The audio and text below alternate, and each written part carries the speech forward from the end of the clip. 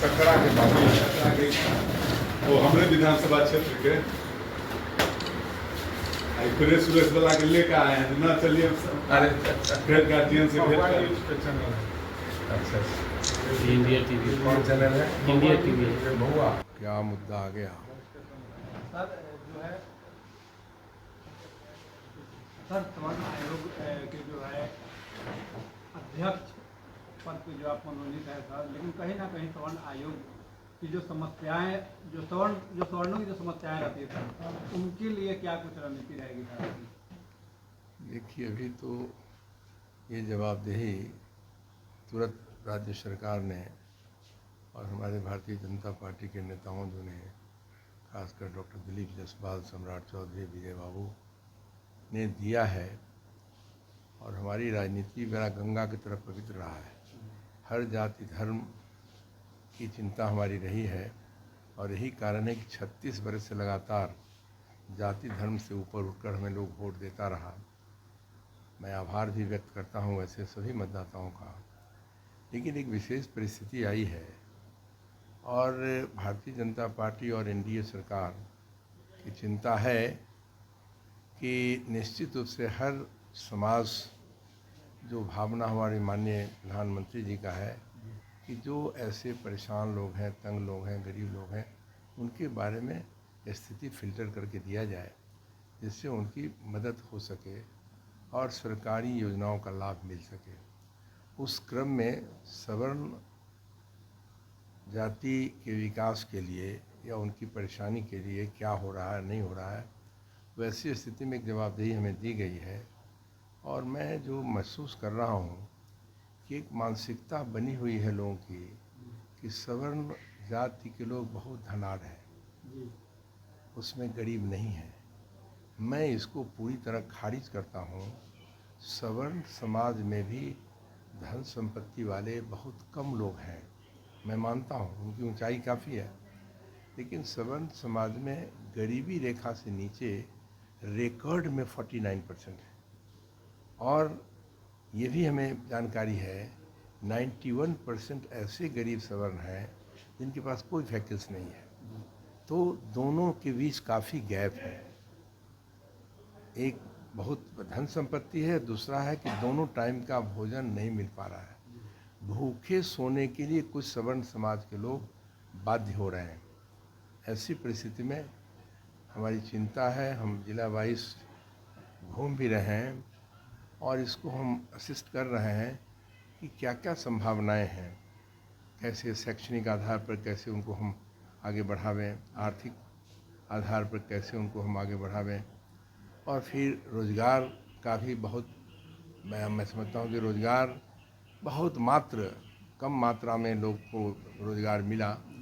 लेकिन लोग अपने एक तरफ मैंने देखा भी है कि सवर्ण समाज की गांव में खेतें, हमारे गांव में खेत सवर्ण समाज बेच रहा है और ख़रीदने वाले कौन हैं?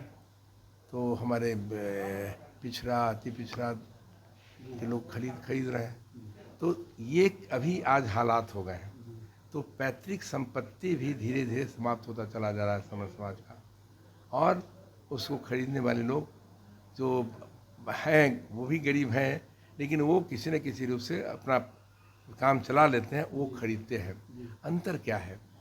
एक जो परिस्थितियां हैं, सामाजिक परिस्थितियां, मैं समझता हूँ कि आप देखा होगा, आप एक गांव में रहते होंगे, सिर्फ पिछड़ा वर्ग, अति पिछड़ा, दलित, सब बाल बच्चा सब काम करता है खेत में, भूखों नहीं मर सकता है, वो काम करेगा।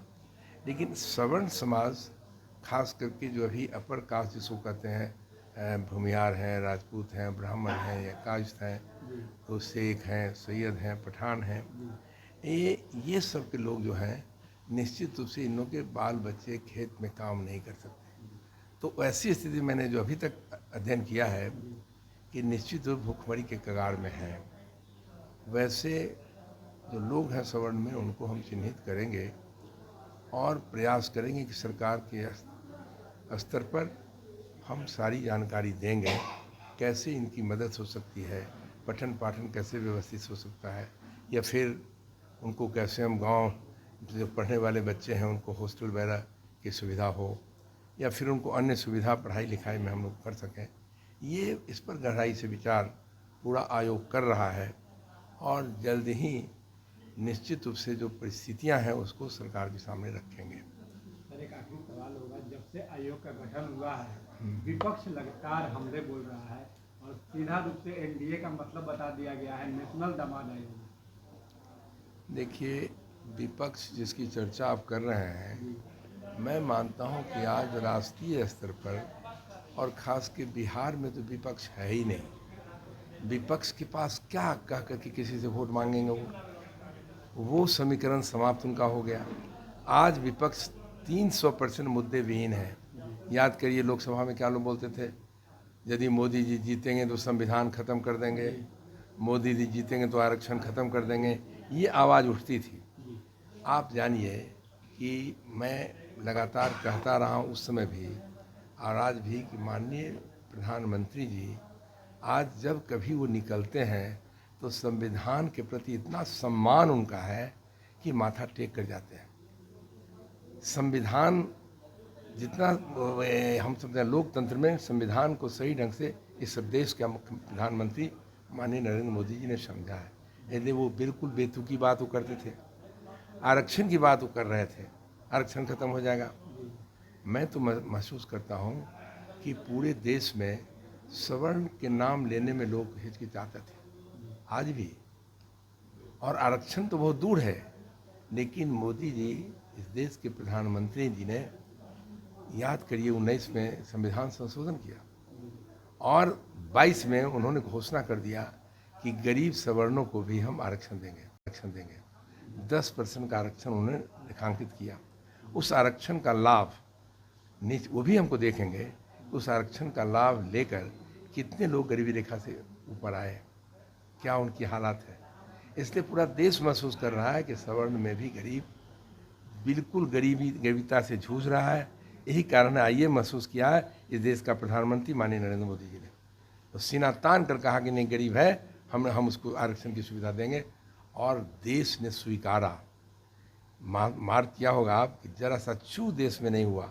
मैं उस समय बाहर था, मैं सूरत था, एक मीटिंग वगैरह में गया था। हमें लग रहा था कि उस दिन घोषणा हो गई, हमें लगा कि उत्पात होगा, सही बड़ी परेशानी के साथ हमको लौटना पड़ेगा। लेकिन देश ने बड़ा ग्लैडली स्वीकार किया, वेलकम किया और आज उसका उपयोग लाभ गरीबों को मिल रहा है। इसलिए जहां आप चर्चा कर दिया चूँकि ये बिहार के अपोजिशन की बात, अपोजिशन नाम की चीज़ बिहार में है नहीं। मन मिजाज लोगों की बनी हुई है और एनडीए का काम, माननीय मुख्यमंत्री जी का काम, माननीय प्रधानमंत्री जी का काम वो दिख रहा है। झोपड़ा तक वो संदेश गया हुआ है, मोदी जी के काम का चर्चा झोपड़ा में हो रहा है।